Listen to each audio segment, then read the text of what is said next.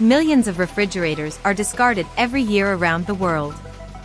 But what happens to them after disposal? In today's video, we'll show you the complete refrigerator recycling process and how valuable materials like copper, iron, aluminum, plastic, and foam are recovered from waste appliances.